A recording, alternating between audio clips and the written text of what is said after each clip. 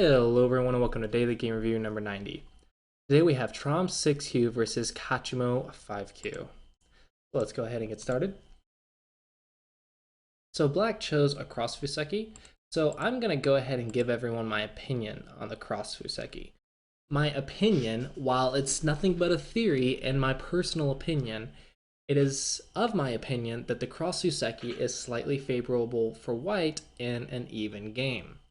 This means if White has Komi, it's my feeling that the Cross Fuseki is good for White. Now you may ask, why do you think this is? Well, let's stop and talk about a couple theories. Our first theory is, why does Komi exist? Well, that is because way back when, Black had a slight advantage, or they consider that Black has a bit of an advantage over White, and that is because Black can make combinations much faster than White. For example, if Black plays star point, and we can see this, the most generic example, if White tries to get the exact same thing Black gets, then Black will eventually get more because Black has a move ahead of White. So therefore, Komi was invented in order to prevent this disadvantage for White, because if you look at older games, White always had to stop the combination as fast as possible. And that was to prevent Black from getting too much of a lead too fast, because if you stop the combination and it's turned into a fight immediately, then it relies more on fighting rather than a combination. But nowadays we have Komi, so both players make combinations, and White can do it comfortably, even though he's a little bit behind because he has Komi and compensation as Komi. Now, what does all of this have to do with the Cross Fuseki? Well, the Cross Fuseki is actually a very aggressive type of opening, and it actually stops most combinations on the board. So, if it were me and I was playing White, I would want the Cross Fuseki to happen to stop the combinations because I have Komi. Now, Komi's supposed to make up for my opponent getting a combination with the stones and getting a good position. However, in the Cross Fuseki, if neither player gets that combination or neither player gets that position, then I would theoretically feel better as White.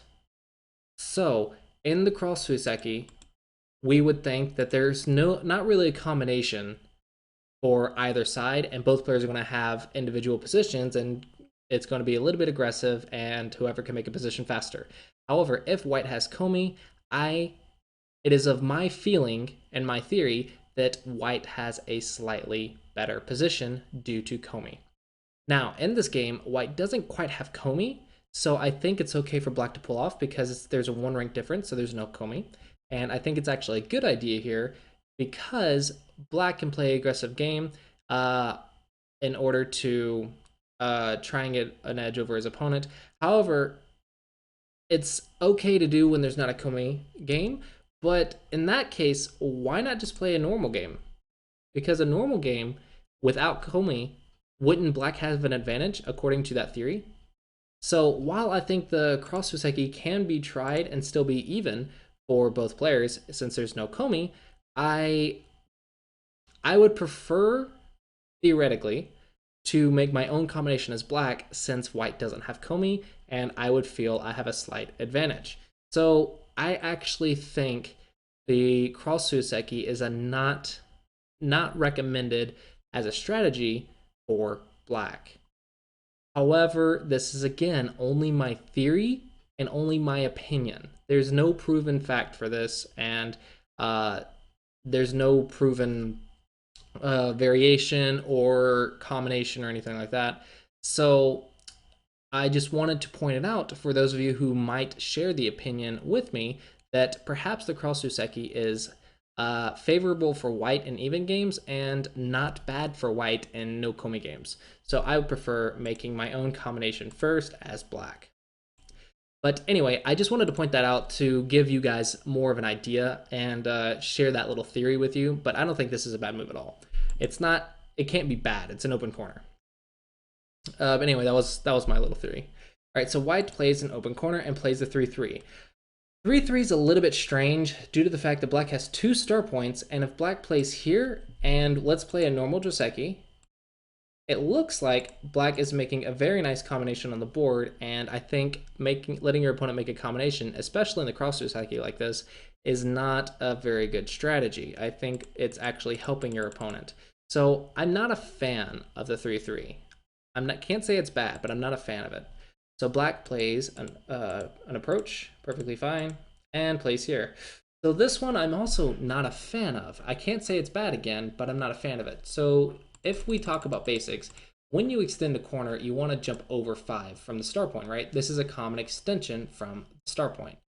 However, in this Joseki, we saw black actually jumped over 4. So in my opinion, I think this is a little too close to this start point. Wouldn't, in theory, wouldn't in theory this Joseki be better for the development of the left side, because black extends 5 spaces, so it's a common extension for black. And I would go 4th line because of the support here. Since black has support, I would potentially go 4th line, so it helps develop the left side. And to me, I kind of like black's position a little bit on the left. Well, black's combination, anyway, better than the actual game. I can't say it's good for black or good for white. It's just compared to the game, I feel it's slightly better to play that way. But again, that's my opinion. I can't say this is a bad Joseki. Alright, so white plays the normal moves and jumps back. So I think white's wanting to play safe here. Since this is a 3-3, it's not like you can extend 5 here. If you want to extend 5, you would actually have to go all the way over here, which may be possible on this board. It might be an interesting idea to try. I can't say it's wrong, but this would be the 5 space extension from the 3-3, but there is some invasion, so maybe white didn't like the invasion and decided to play some solid support. Now, am I a fan of this? Well, let's just see how it plays out in the rest of the game. So black does play this Joseki, and white chooses to play very aggressively here. What would I do here? I'm not too familiar with all the 3-3 Josekis. I know black could have easily chosen this and got some influence, and then perhaps blocked here later or blocked here later. So black could have potentially gone for some influence. So I know this is possible, but I'm not sure if it's good or not on this board. And going here, well, if this clamp works, then maybe it's not a good idea.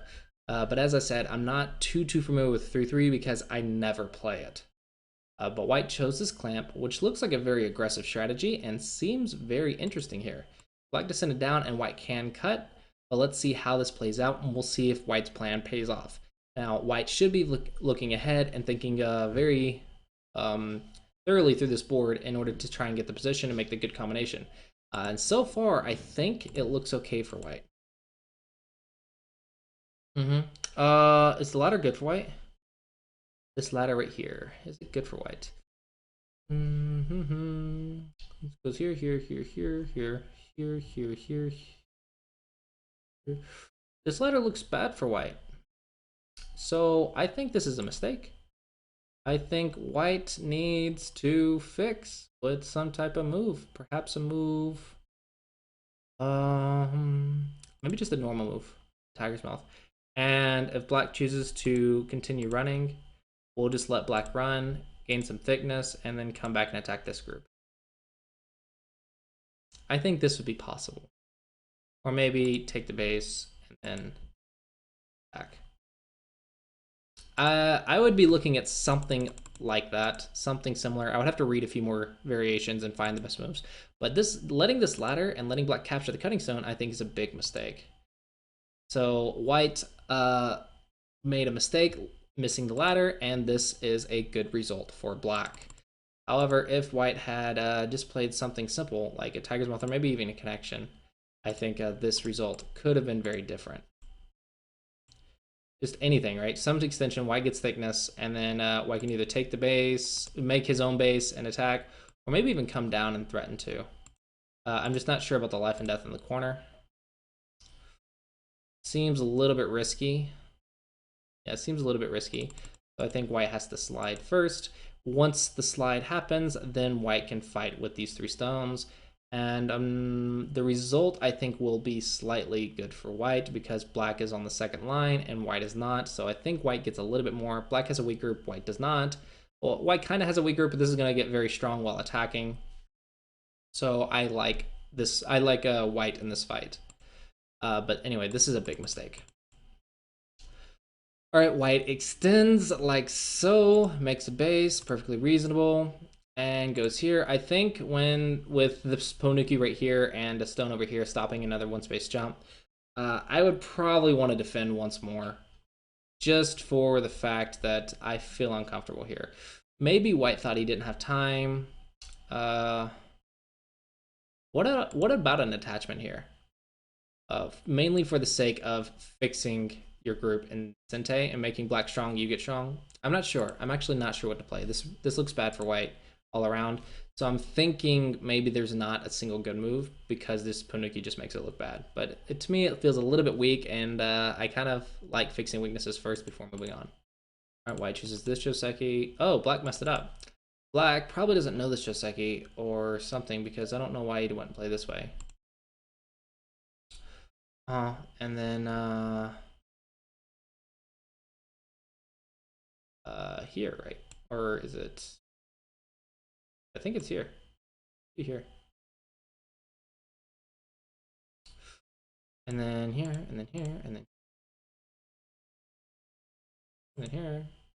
Something like this. Fix, and white gets some thickness. So that should be okay. But anyway, this lets white live in the corner, and I don't think that's good. I think this result's good for white. This result's good for black. And this left side seems good for black because white only got one corner. Now white seems really weak. So I like black's position. This corner is gonna die, is it? It might. It might. That's dangerous. What if black goes here? I think white's dead. No, white's not dead. Okay. White's not dead. I was thinking maybe something here, but nothing works. Yep, white's alive. Okay, white's alive. I would still exchange here, though. I think that's a big exchange. Okay, take the tiger's mouth. Yep. I think I would just Nobi back. So this block is at Sente.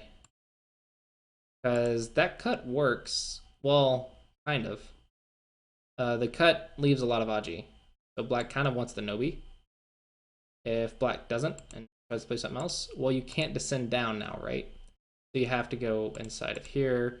And it becomes a lot of ugliness that I'm not a big fan of. I guess nothing works immediately, but it's a lot of Aji, and I just don't like the Aji. Just play here. I don't like the Aji there, though. The black extends up here. That's a big move, but I think the fight on the bottom's bigger. So let's say white will only get the Hane and Sete. Well, I still want this. I still want this because I want to surround. I think the fight here is big. Big for both players. So Tanuki's ignoring the weak groups. White does get here. Black should have gotten that move, but it's Gote for white, so I'm bad timing. Black plays here. White defends. Black wants the center, and we all know how I feel about getting the center in Gote. If you want the center, you should attack and Sente, or attack and Sente. Attack and get the center and Sente. Gote center is really small. Because your opponent can just reduce, and now it's practically Dame. It's a very easy reduction. Very nice for white. White invades. Not a recommended invasion. So if it were me, I would probably play this move and then this move locally. I'm not sure if it's good globally because these two stones are weak, so it might be a little overplay. But this seems weird because it doesn't threaten the connection, so black can just start surrounding and attack very severely, which he does. That's not the shape. The shape is here. Black, learn your shapes. The shape to the elephant's eye is a knight's move. This is a broken shape. Very, very bad for black. And now this group doesn't look safe. Take the tiger's mouth. The vital point. So black has to defend. Black did defend though.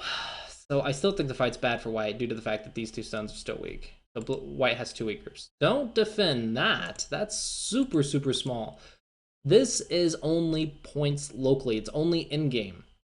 Your corner's not going to die, so it's only in-game. But white has 2 weak groups on the board, so definitely bad Tanuki for white. And black starts attacking very severely. I think a surround here while also kind of surrounding here is good for black. So I'm going to go ahead and stop the video here. I think the biggest issues for both players was they're not paying attention to the weak groups on the board and don't make the center and gote.